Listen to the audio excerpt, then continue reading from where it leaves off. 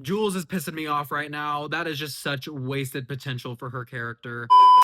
Hi everybody, it's Tristan and welcome back to my YouTube channel. Today we're talking about episode 6 of season 3 of Euphoria.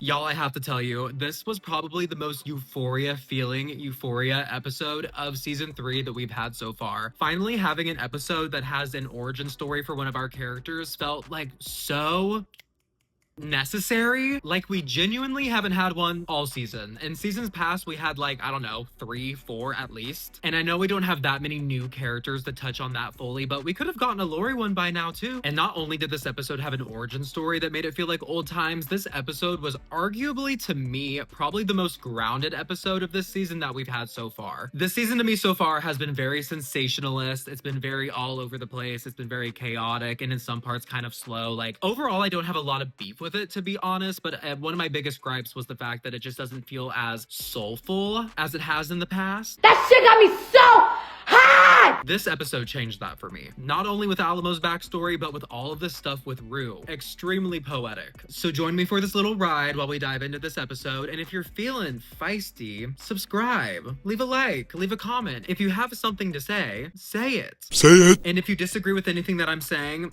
don't do that, because I'm all-knowing and I'm right. I'm kidding. So to start, I want to talk about Alamo's backstory. First of all, this was so good. I said in my last video that Alamo was a very insecure man. Girl, now we know why. This entire throwback of his life was really, really depressing. Rue's narrating this, and she starts off by saying the coldest woman that Alamo ever knew was his mother. Him and his mom are down on their luck, and this woman, in one way, shape, or form, is going to get them out of poverty. And so she brings home a man that has a check. One specific check that he doesn't even have yet, but that she knows he's gonna get. And once he gets that money, they're gonna be set for life. And his mom is very honest with him about that whole situation in a way. She just said, like, he's gonna be able to take care of us. He's not the prettiest man in the world, but he's gonna be here for us, and it's gonna all be peachy keen. And throughout this entire sequence, I'm believing his mom. She brings this man into their life, and it's seeming like Alamo's gonna have a father figure. There's gonna be somebody in the house that loves his mom. There's gonna be somebody around that takes care of both of them and loves them both for real. And that's exactly what's going on. This man was a good man. What was his name? Preston? Yes. And then finally this man gets a check and he literally takes them up multiple tax brackets. He's buying Alamo's mom diamonds. He's buying Alamo himself anything that he wants. He's taking the both of them on vacation. He is showing up for these two and doing the actual most. Did this man get into a horrific chemical accident at work? Yeah, but it's seeming that that accident like really created a whole different life for him that's arguably better than what he would have had otherwise. Maybe not, but he's in a good spot and he's surrounded by people who seemingly care about him, but you and I know that's not true. And I'm gonna be very honest here, I did not see this coming. When they get home from their vacation, they're all robbed, gagged. And with a quickness you have never seen, Alamo's mom gets him and dips out of there. And that man, I felt so bad. He's sitting there begging like, I can fix this, like we can fix this, it's fine. In some way, shape, or form, you could hope that maybe there could be some rectification for this situation and they would get their money back and hopefully their belongings and get like, I don't know, some kind of help. But Alamo's mom was having none of that. She got out of there with a quickness and said, no, there's nothing to fix. We're not doing this. And I was like, okay, well, yep, that's pretty cold. That goes along with the narration that Rue was saying. Until about 5 seconds later, when she pulls up to another man's house, kid in tow, and she has a whole nother boyfriend. And not only does she have a whole other boyfriend, this man orchestrated the robbery with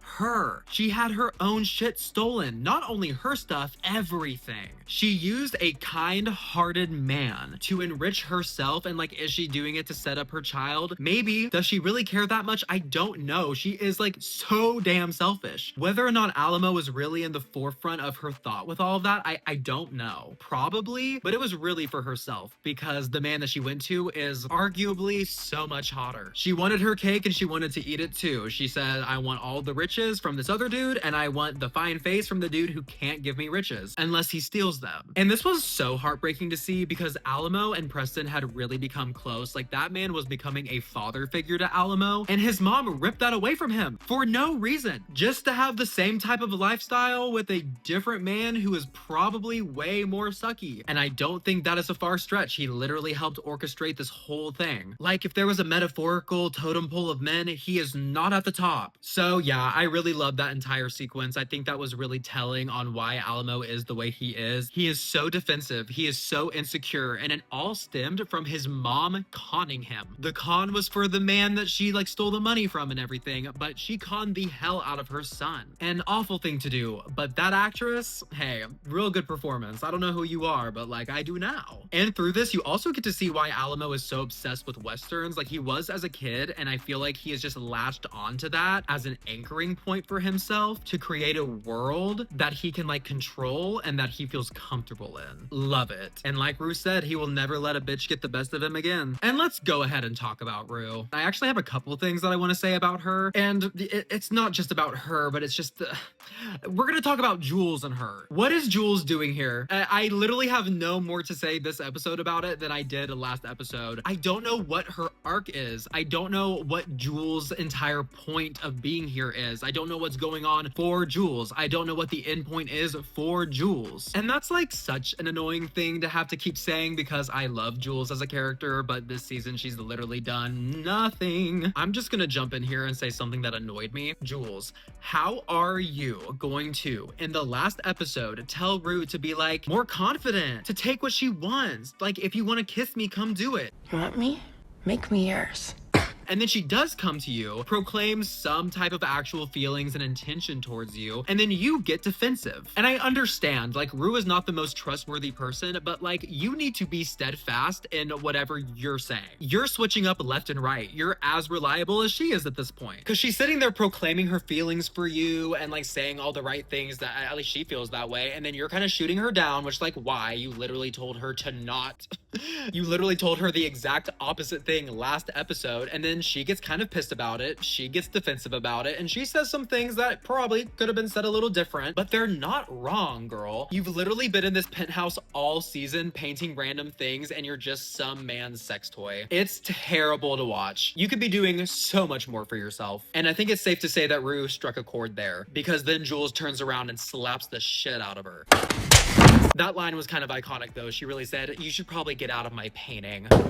Like the way that painting just like slow motion fell on Rue, like that's cinema. But Jules, I'm gonna say, you're at a crossroads. It's either you drop Rue off in the corner and you leave her alone and you just keep doing your podunk weird shit with your sugar daddy, or you pick the other lane that's, I guess, is Rue, and you follow that through and try to create a life there. Or you could go be the baddest barista somewhere who's also painting and not be doing any of this. There's a secret third option, and it's just blaring independence. Might not be what you want to do, but it's kind of seeming that that could be the best option. Okay, now on to Rue. After that entire situation with Jules, she dips out and she's like sobbing in an elevator, and then she makes her way to a church. Girl, Zendaya is coming for her Emmy. If she hadn't locked it in already, she did here. Watching Rue truly struggle with the ramifications of all of her actions and everything that's happened that's gotten her here now, it's such an interesting thing because she's not out of it by any stretch. Like, it's becoming so stressful. She is at the pinnacle of her breaking point when it comes to all of her past decisions coinciding with the present and her dealing with just all of the ramifications. She's not in contact with her sister at all. She doesn't have any stability. Most of the people in her life just view her as so flippant and so unreliable, and she's constantly putting herself in danger. And at this point, she is just fighting for redemption. She is at the point where that is all she wants. She wants her salvation. She wants her redemption. And she has thrown herself fully into religion to try to like have that click for her. She needs that reassurance that if she does good, good will come to her and good will happen for her. And in some kind of way, we saw that in this episode when her mom calls her. Her mom is back in this season. Her just having a breakdown of a relationship with someone that she cares deeply for, and then just making her way to a church and just like fully breaking there and just fully submitting there. And then in that moment, having her mom call her. I know in that moment that Rue felt that she was totally on the right path. In some way, shape, or form, her mom does forgive her. Her mom does not hate her. Her mom wants her to swing by and come home for a little bit. Like, Rue getting that reassurance that not all is lost, I think is so vital for her character. And I think in some way that was some divine intervention, like her mom calling her in that moment. But if you want to talk about some real divine intervention, girl, she almost died again. That semi was coming to give her a head-on smooch. I really love this scene. The Bible CD glitching in the car, her not paying attention, almost almost veering into a semi, and then her veering off the road, crashing, kind of breaking down the car, stumbling out, and then seeing a tree lightly on fire, and then it bursting into flames. Rue deadass got her own burning bush. If you don't know what the burning bush is, it's a story from the book of Exodus in the Bible. It has to do with Moses seeing God in that bush and then God commissioning Moses to go back to Egypt to save the Israelites from slavery. And I think in some way, shape, or form, there's a similar message for Rue there to save herself from her own shackles that she's put herself in throughout her life. Some have been her fault, some have not. But there is a message for Rue here that she can save herself and that she needs to. And I'm assuming that this was a message that she is on the right path of doing so. Did anybody else feel that way? That's the message I was getting. I do have to say though, Rue is not the poster child for purity in this moment either, especially when it comes to Faye. For her to sit there and guilt trip this girl into whatever situation, like I know Rue is trying to save her own ass. I know she needs the picture of the key so they can do a thing so that Alamo doesn't like kill her so she can prove to Alamo that she's to be trusted. You know, I get it. We know. However, for Rue to sit there and say to Faye, like guilt trip her into sending this picture because in this moment, Faye is very comfortable where she's at. She's happy in this house. She's fallen in love with one of the guys. Oh my God, what is that? Oh my God!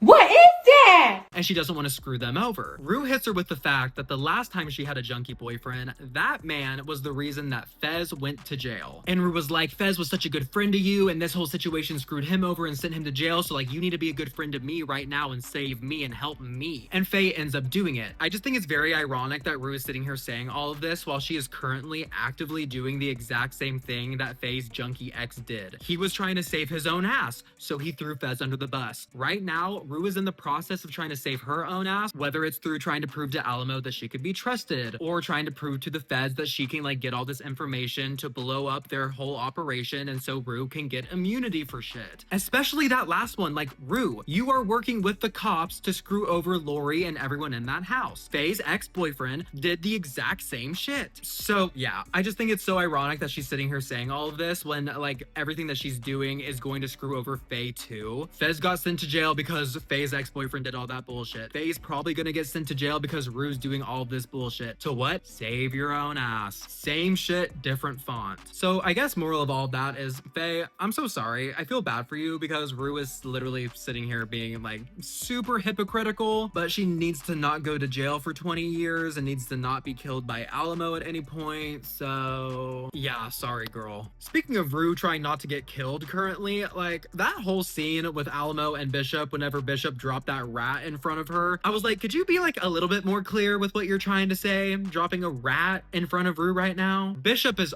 all over her ass. He knows exactly what is up with her. I don't know if he knows exactly how. Like, I don't know if he's privy to all the things with the feds or if he thinks that she's just like playing both sides and is still loyal to Lori somehow. But he is on to Rue and he plays no games. This man's demeanor is constantly unsettling. At first, I did think that he was also a snitch. I was just like, he's so coy and undercover and mysterious. But no, like Alamo said to Maddie, he just has no social skills at all. And it comes off very scary. Speaking of Maddie, girl, Rue gave you the warning and you're still working with Alamo. And she's not scared of him, and I knew she wasn't scared of him and like she can handle herself or whatever, but even in that moment, Alamo's like, why is everyone trying to fuck me? And luckily Bishop was there to be like, listen, I think a lot of people are trying to fuck you right now, but I don't think Maddie Perez is one of them. Bishop, thank you, cause you're right. But Maddie, you need to go do business some other way, because currently your cash cow is deleting her OF account.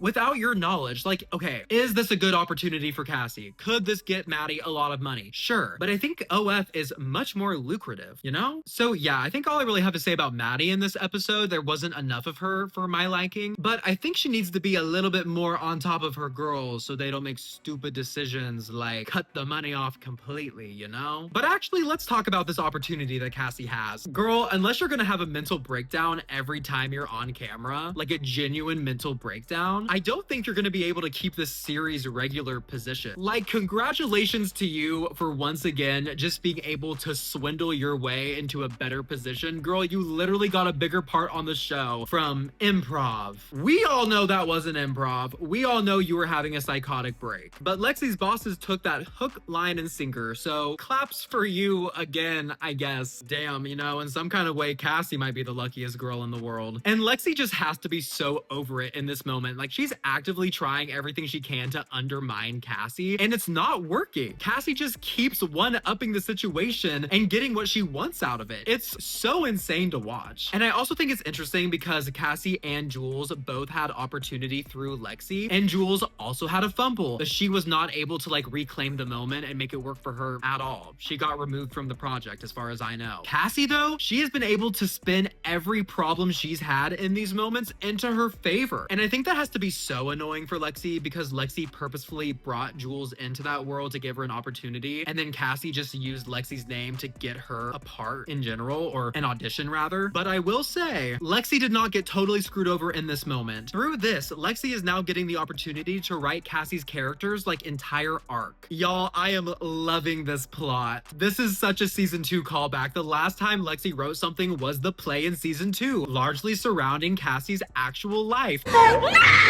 And what is happening here? Lexi writing a script for a TV show that now is going to largely center around Cassie's actual life. Listen, I don't care. I think this is hilarious. I love this. This time though, Lexi I think is kind of over it. She's sitting there talking to one of her friends by the pool and she's like so annoyed by the fact. But girl, you can take this opportunity and turn it into something really great for yourself. So I just recommend doing that and then letting Cassie do whatever Cassie does, because knowing Cassie, it probably won't end up exactly how she envisioned, but you could come out on top. So maybe just try that. Speaking of that moment by the pool, y'all, whenever I saw that delivery man walking behind them, I knew exactly in that moment what was going on. I turned over to my boyfriend and I said, that man who is delivering this package is going to be going up to Cassie's door and he's going to be delivering Nate Jacobs' finger. And I was right. Cassie got a late wedding gift and it was all terrible, and I feel really bad for her because that is a horrifying thing to see. And then the only shot of Nate Jacobs we get this entire episode is him back at his construction site killing the endangered flowers because he's lost all fucks to give. And then who shows up? The man who keeps beating the shit out of him and taking appendages. I don't know if he took another appendage this time. I'm assuming he probably did. But I just think it's hilarious that I was right, because I said last week that the only reason Nate is here anymore is to be like a humiliation ritual for the audience, and that's exactly what's going on. He's just having a mental breakdown and then getting beat up. What a time we're having with this show. Like, genuinely, it is so good